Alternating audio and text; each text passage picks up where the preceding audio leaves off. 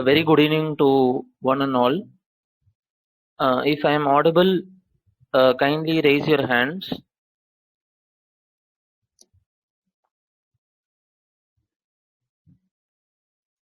So I think I am audible. So I think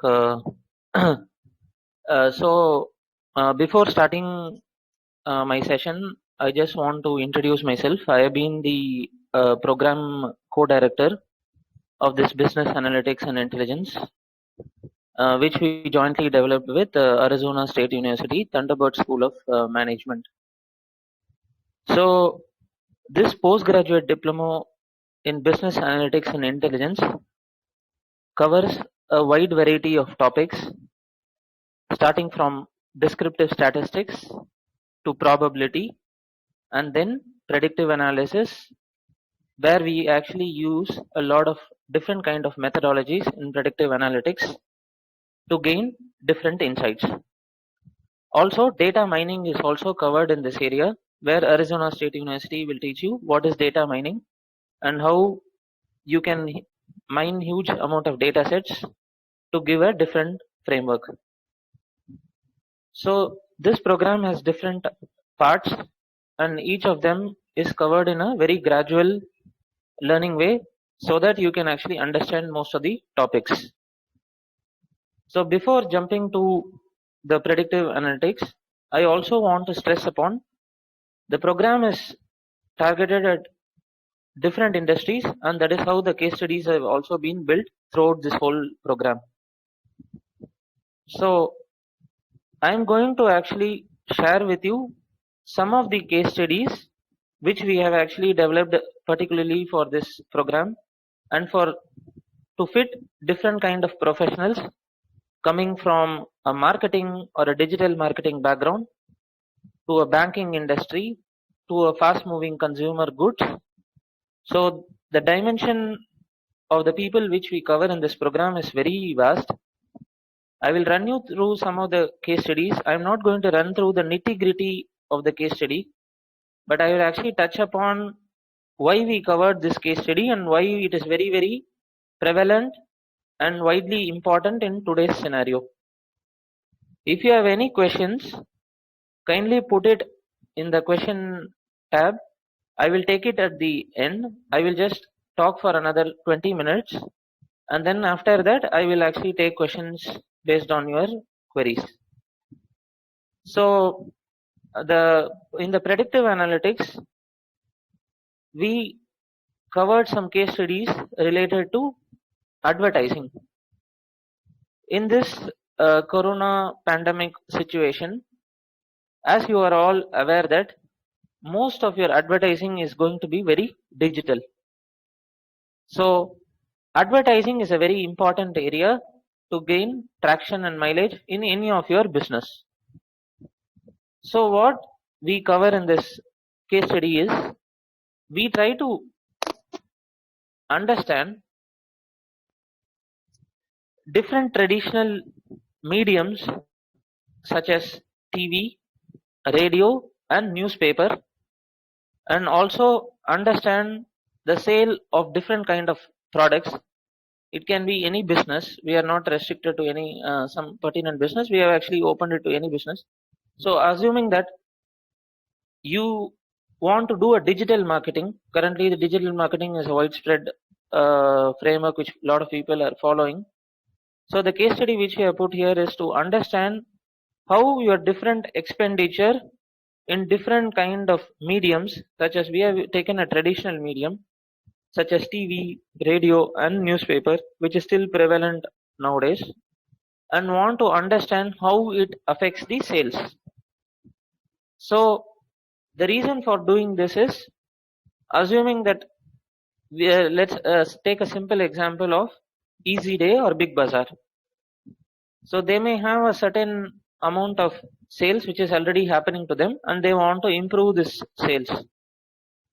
And when they want to go into a mode of improvement into their sales, predictive analysis becomes really important because they want to choose a medium where they can advertise and try to improve their sales. So this kind of case studies are widely useful for this kind of retail chains like Spencer's or Big Bazaar or anything, to understand where to put enough money so that they can gain traction into sales. So this has been targeted for companies or individuals who are coming from this kind of background, who want to understand what predictive analytics can help them do. And also it will also give them an exposure of how to enter into a new market using this already existing study. So this study explains, or as I told you, I'm not going into the nitty gritty, but generally we collected a lot of data, or we took some data which is already available, and try to understand how each of the sales or the medium through which an advertising happen affects the sales. So this is the case study which we covered, and we try to understand how TV, radio, and newspaper affects the sales. And as you can see, advertising through TV has a good impact on sales. So this kind of things are all basically a benchmark for predictive analytics. And after that, we want to go into something called predictive. That means like you want to go into a new market which is very similar to what you have seen and what you have advertised using different mediums, and you want to also understand how this market pans out. So the techniques here, you don't need to worry. This is all we will cover it in the course step by step, so that you all can actually learn through the process, or something like what we call as we take you and put you, handhold you onto the bicycle and teach you a lot of things on how to do this. So this is like concentrated for people who come from this background. So another case study which I want to share with you is on something like called, let's say you may be a working professional from FMCG. So FMCG industry is like largely targeted into it's a fast moving consumer good. It can be a shampoo, or it can be a soaps, or it can be a biscuits. So one of the interesting case study which we cover in this VAI program is on how you can use it to assess quality related parameters. What I mean to say quality parameters is, let's assume that we took this case study for an FMCG company which produces biscuits. If I am very fast, kindly let me know. I will go slow, or otherwise I'll just continue. So currently in this FMCG has a lot of automation in place. That means the automation in FMCG companies are very fairly mature. So people working in a quality department of an FMCG, how they can use analytics to get to a conclusion whether their batch of biscuits or products which they build is going to be successful in the quality. So basically, a lot of FMCG companies has a good amount of automation, and image processing is actually coming into play into a lot of areas. So we took an example of an FMCG company produces biscuits, small for kids. The reason for making smaller biscuit for kids is like they can put their hand into it and they can actually pull a lot of biscuits. So using the current or the existing technology to capture this data pertinent to diameter of the biscuits and thickness of the biscuits, and based on already existing quality test protocols which the biscuit has undergone, they see that a biscuit which is at a diameter of 2.95 and the thickness of 6.63 has passed, whereas a biscuit which is like a smaller diameter of 2.58 and thickness of 4.46 have failed. So there has been a new batch of biscuits which have been produced with a diameter of 2.81 and 5.46. So now they want to, before going to the quality, they want to make a guess and predict whether this will pass the quality test or not. So a quality inspector in an FMCG company also can use a lot of data and predict this kind of things. So what we do and try to use some analysis, like a discriminant analysis we call, and try to see that this batch of biscuits may actually fail. So that means you don't need to actually spend a lot of money on the quality and try to take a decision. It's before that itself you can take a decision. So this is the another case study which we built. So another case study which we do in this course is again a utility product which we call, it's basically a tissue paper. Tissue papers are widely used, and a tissue paper company wants to understand its quality of the tissue paper. So the tissue paper company produces a lot of different kind of tissue papers. It can be a 2-ply or a 3-ply or a 4-ply. So that is how they actually determine, and it's actually classified into different kind of variables, such as acid durability they call, or strength in kg. So now they already have certain data based on a tissue paper which actually has a different kind of specs in acid durability and strength. Now they also want to use, or before a customer survey, they already got a customer survey. Now they actually got a new kind of tissue paper, and they want to actually understand whether a tissue paper manufactured with an acid durability which lasts for 3 seconds and a strength of 7 kg per meter square will successfully clear the laboratory test. And it already clears the laboratory test, but they want to know whether the people will accept this tissue paper or not. So based on the existing data, before going into the customer survey, they want to clearly have an opinion about what the people will think, because when they want to go and get a people's opinion, it costs them a lot of money. So there, a predictive analysis will again help them to understand. So it's more about understanding the customer opinion through predictive analytics. So this is another case study which we cover in this program. And we also cover case studies in areas such as tourism, because it is a very important area. And basically we cover a case study which is on a bus route which has to be launched between two parts of Mumbai. Let's say Malad to Dadar.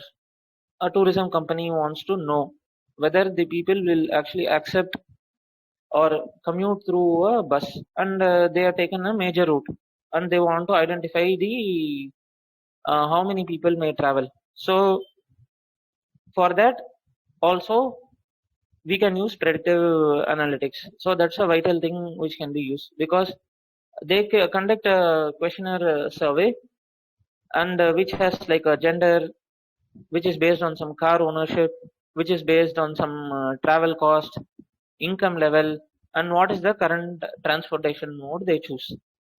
So between this kind of variables, people conduct a survey and try to get an idea about how many people may commute using this route, and how here predictive analytics is very vital. The reason is they want to exactly know the utilization of the bus or the vehicle which they are actually going to send through this route. So this is the another case study which we built for a tourism, or we took a tourism company in which we try to understand. So this is also comes under predictive analytics, and we also wanted to go on predicting how the people may actually respond to different kind of variables. So that is the another interesting area which we covered. So these are some of the important case studies which we have actually carefully built, and we have also built case studies pertinent to banking industry, pertinent to credit card analysis, how a credit card usage or a usage pattern based on different income level of the people, based on usage level of the people can be analyzed, and we can also track some of the credit card defaults. So whether the user will default or not. So some of the case studies which we built throughout this program is like that. And to give you an overview about this program is targeted for different kinds of people with different backgrounds. As I already showed you, different kind of industries have been touched upon in the case studies.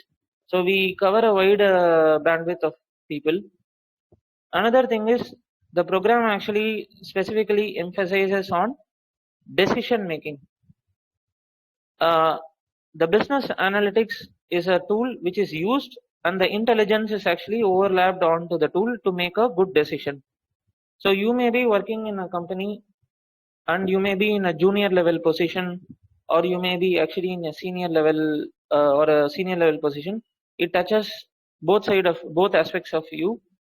And the reason for making this program accessible, or the case studies accessible, or the case studies touching the wider horizontal of people is like, as a business decision maker, your wide role is actually always looking at how do you use different kind of methods and try to conclude and give a different kind of insight which will be useful for the business. That is the main paradigm which this program will touch upon. So I have highlighted a lot of case studies. If you have any queries, you can just now drop in so that I can actually take one or two, and then we will actually discuss.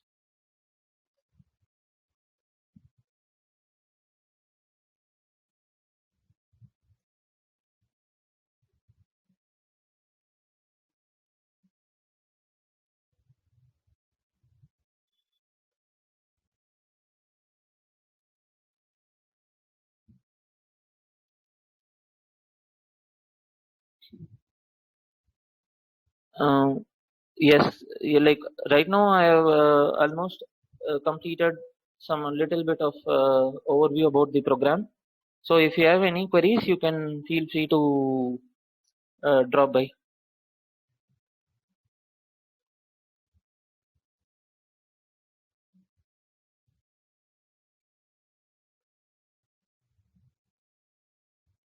Um, so somebody has asked, like, I'm a software developer and my domain is .NET, but I want to learn and want to enhance new skills. So how to learn it?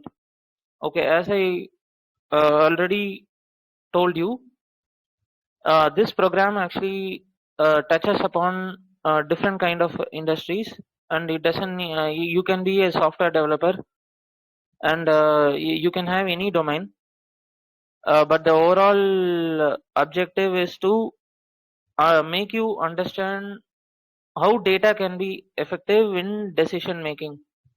So the tools are also the tools whichever we use in this program is basically R, and throughout this course we are actually using R. R is basic. The reason for using R is R can work like an advanced calculator, so that even people who do not come from a programming background also can easily have a very steep learning curve. That is the reason or the objective of using R. So as a software developer, somebody asked, like, software developer, like, I want to learn and want to enhance new skill, then this program is like very much a fit for you. It will help you understand what kind of data you need to have to make important decisions, and also it enhances you on the data insights. So this gives you a dimension of a software developer plus a data scientist. So that is also this one does. So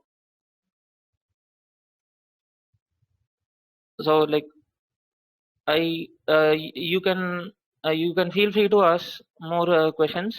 Like, I will be happy to answer.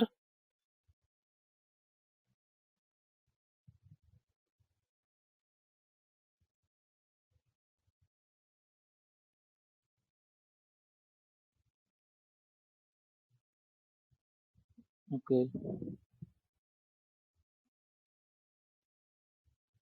Somebody told that, like, um,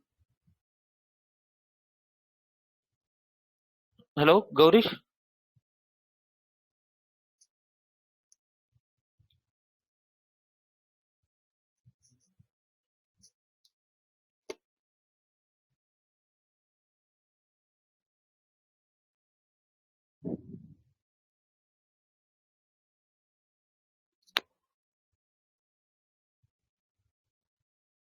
Hello?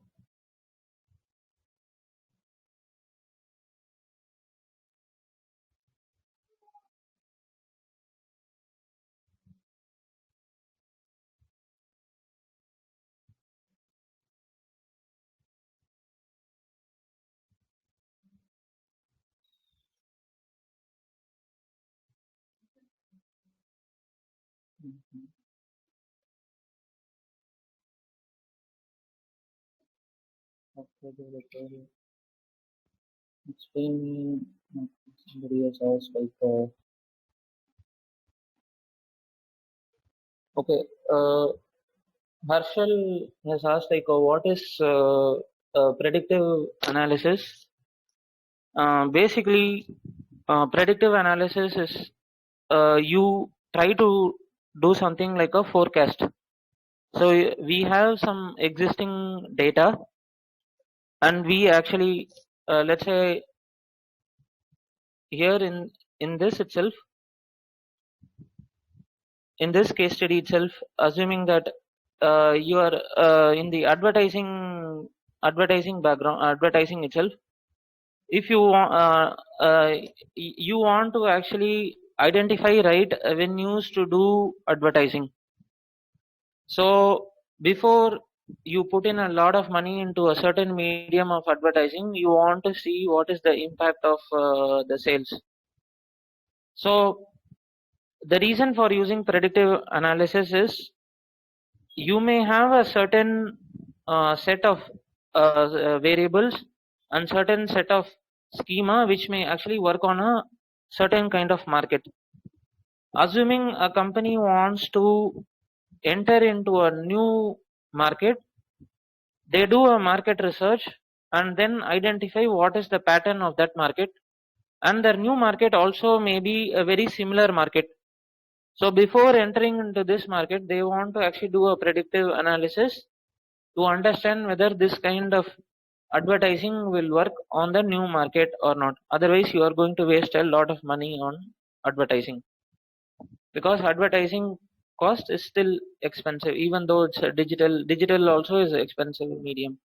So the reason for using predictive analysis is to effectively use your medium as well as enhance your sales, which was done for the advertising. So advertising was taken as a viable option. The reason was, uh, there every penny spent on advertising, if it reasonably affects the sales, then it is reasonably worthwhile to spend some money on the advertising. So lot of digital marketing content is currently being used, and a lot of companies are actually trying to use the data to get this kind of insights. So that is the reason for using predictive analysis. And predictive analysis is basically forecasting. It's like purely forecasting.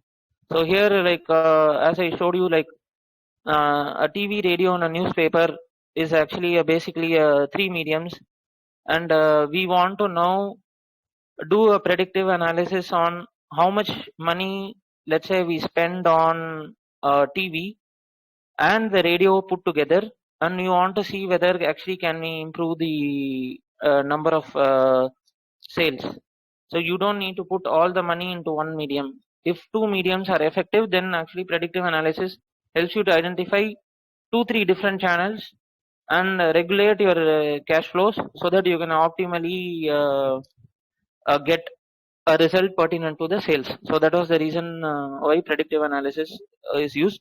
Overall, predictive analysis saves a lot of cost as well as time. As you saw in the FMCG industry, uh, uh, generally your ITC or your Dabur or the Parley, everybody has a very good fair level of automation. That means they capture a lot of data in this kind of companies. So when they capture this kind of data, they can actually use a predictive analysis to actually cut short a lot of time on their quality. If it is like reasonably, it is matching to their predictions, they don't need to really worry about the quality, because the data whichever they have is like very coherent with whatever they have observed. So predictive analytics actually cut shorts a lot of cost and time.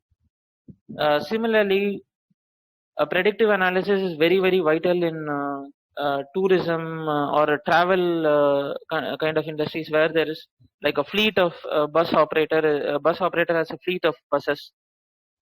So he wants to understand between different routes how he can actually effectively use the number of vehicles. So he need to constantly understand and survey the existing population, and from there he can actually understand or predict or forecast how many people may roughly use this kind of transportation between this route.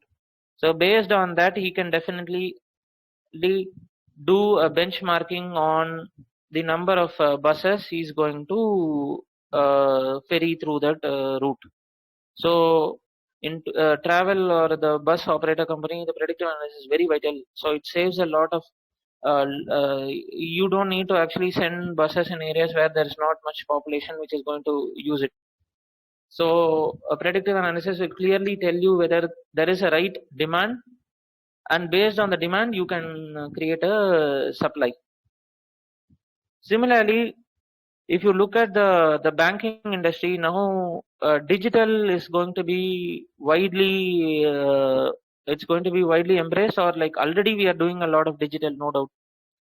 We have right from Paytm to PhonePe to Google Pay to WhatsApp Pay, which is coming soon.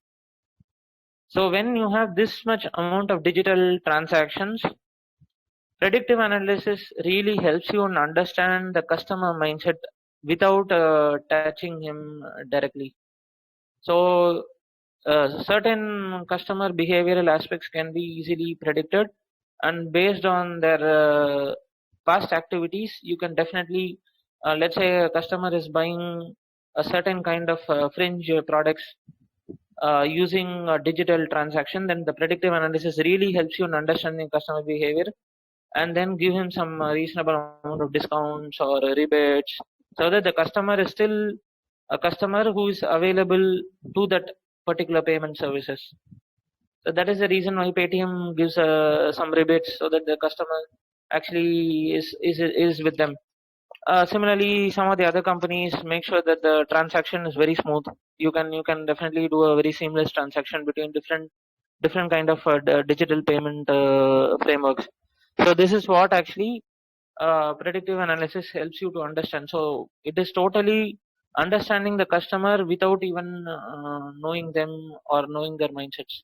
So that is where the data actually really helps you to understand. So you can make quick decisions, you can cut down cost, and you can cut down time. So the effectiveness of predictive is very important in these scenarios. So another question is like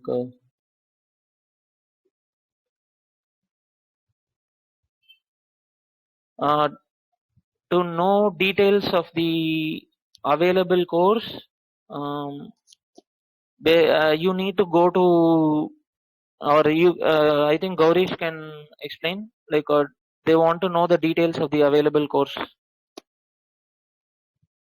Gaurish?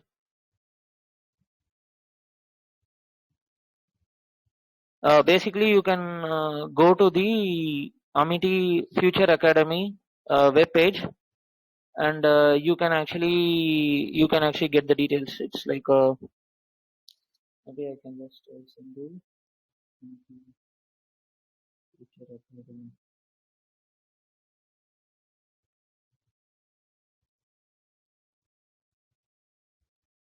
And you can get all the details regarding all the details. Yeah.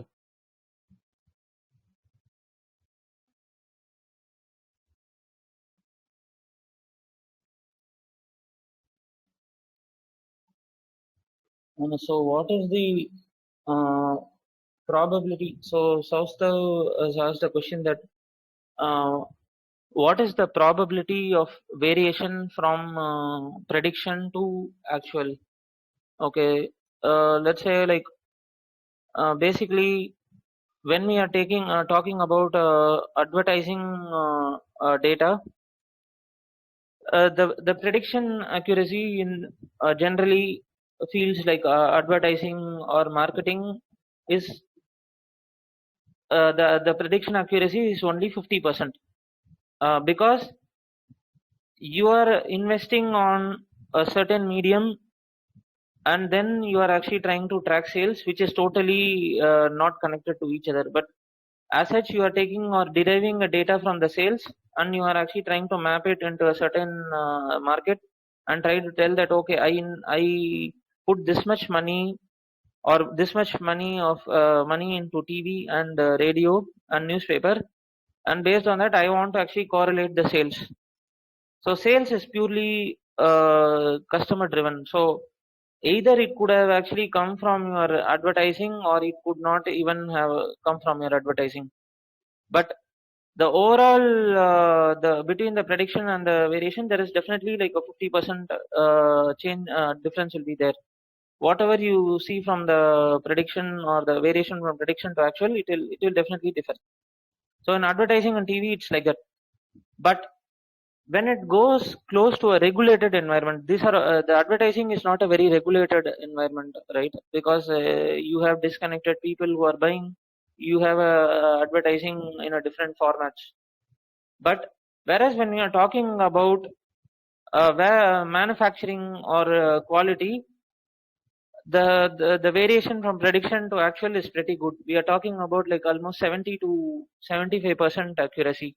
So which is pretty actually very pretty good accuracy, I would tell, because there the system is more regulated, because you have a very controlled process in the manufacturing or the FMCG, and based on that you are trying to quickly predict. So it's more regulated and it's more controlled environment. That's what I call. Similarly, if you look at the banking problems, let's say it can be a credit card default or your it could be some fraud in the transactions. There also we are talking only about like 50% accuracy from the prediction to actual. To be honest, because these are all totally psychology and it's purely unregulated environment. Let's say banking is like you do like billions of transactions per month, and between that your probability on a particular fraud or credit card default will be very very very low. So using that data you are trying to predict, and that is the reason why, because you won't get too much of data of a default or anything. The reason is there is a very very good data analysis which can actually underline use people in this course. Also we teach a lot of probability concepts.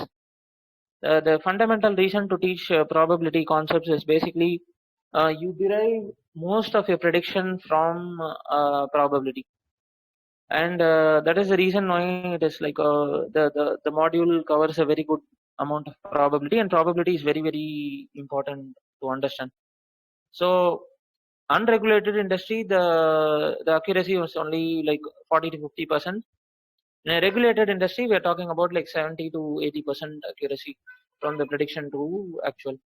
So Soustav, I think I have answered yours. So any more questions, like kindly feel free to drop in. Regarding the course details, you can, as I already sent it to all of you, you can go to the Amity Future Academy webpage, or like if possible, I just show you.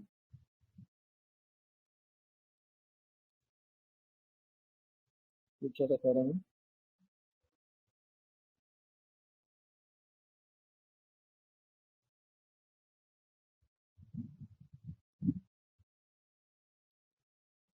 Okay.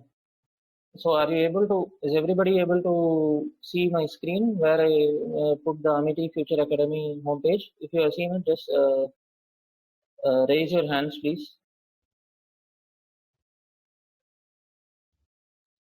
Are you able to, are you able to see my screen? Okay, so like this is the page where you can go and get all the details about the programs. And basically today's program is this, the postgraduate diploma in business analytics and intelligence. You can actually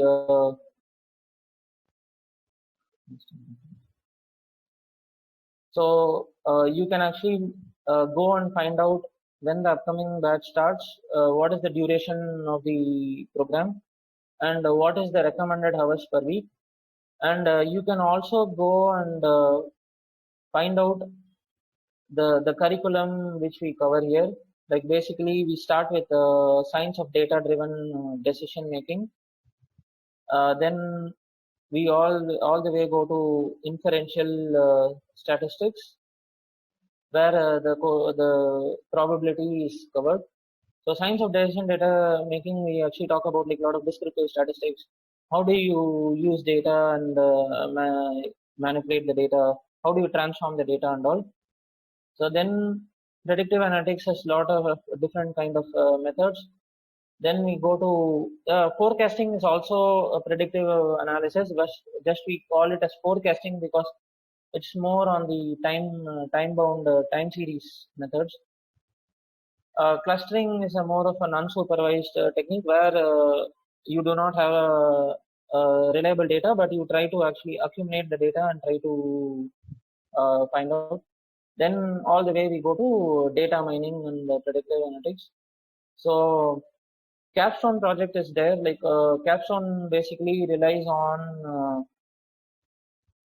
fundamentally you can actually choose projects which you are actually working in your company, and you can actually take that as a project and solve it as a capstone. That will be very very vital for you.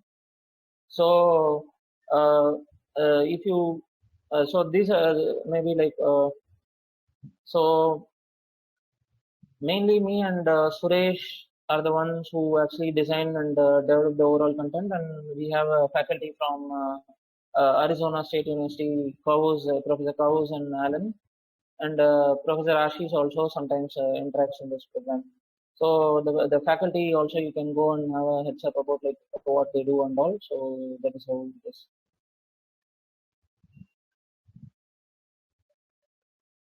So okay, uh, somebody has asked the question like Akhil has asked the question that what about retail industry? Yes, retail industry also there are some case studies which we cover in this program, Akhil. I just showed you some glimpses of what we basically give. I just gave you an overview, but we also cover retail industry because large amount of data is actually in the retail industry. So we do that actually. Uh, so then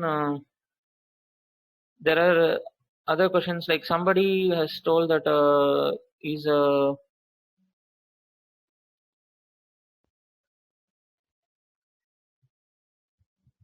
okay. So somebody has a question that okay, available course I already told, so we can go. So the class started or not? Class, no, it has not started. Class will started like 26th, so that is the thing. Then market basket case study somebody has asked like basically yes we do market basket analysis in this to understand. Akhil, yes we do that. It is on a it will be covered in a different module, but that is also definitely covered. And somebody asked like I just want to, so Saustav asked like he's a commerce graduate. Uh, uh, so basically, Saustav the course is basically designed for any graduate. You don't need to worry whether you are a commerce graduate or you are a science graduate or an engineering graduate. Basically, anybody who has a reasonable understanding of a simple, let's say you may be working in any company and you have a flavor of a business, because definitely most of you would be working in a company which deals with some businesses. So you can be a commerce graduate and it doesn't actually deter you from registering to this course. The course is designed such that any graduate can get accustomed to the concepts very quickly. So that is how we have actually programmed this course, and you don't need to worry whether you are a commerce graduate or not. The course is designed and it's like a step-by-step hand-holding process which the Amity Academy has programmed, and we have also designed it such that any graduate can quickly grasp the concepts, and a hand-holding process will be done, so that the lectures are also, if you register, you'll all obviously you know that, and you can also talk to people at Amity and actually get a good conviction.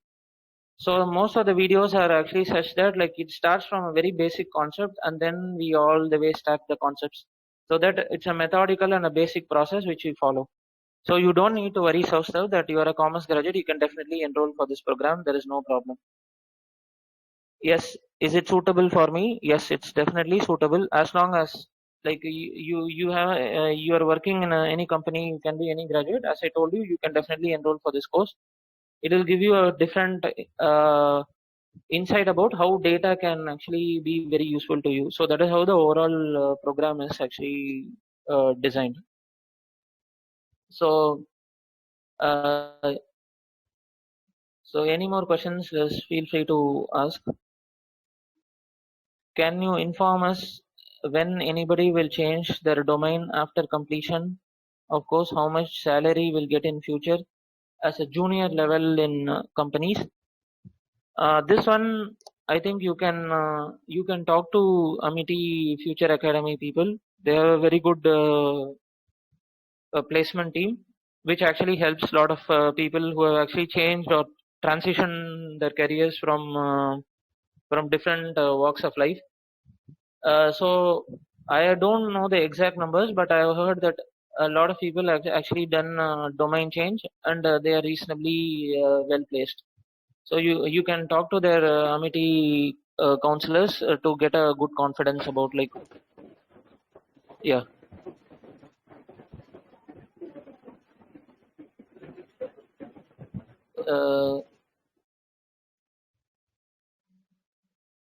So it's another question is by Harshal. That is, yeah, okay. Harshal thing, I think I answered.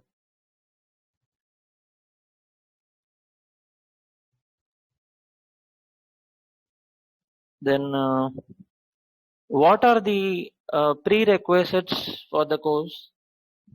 Basically, the prerequisite for the course are very simple.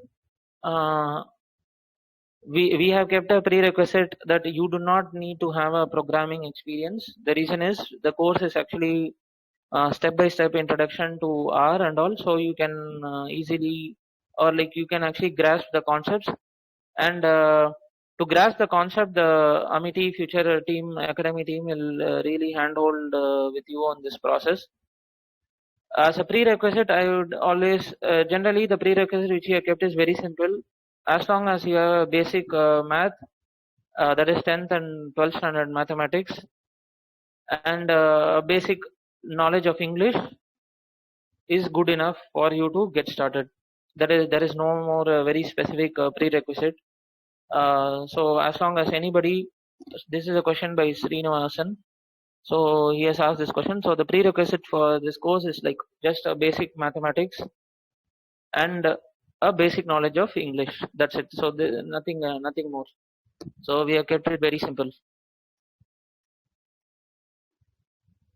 Course fee is already listed in the Saustav course fee is already listed in the webpage. You can actually go and take a look, and you can also talk to the Amity team to actually take you through that process. They will really help you out.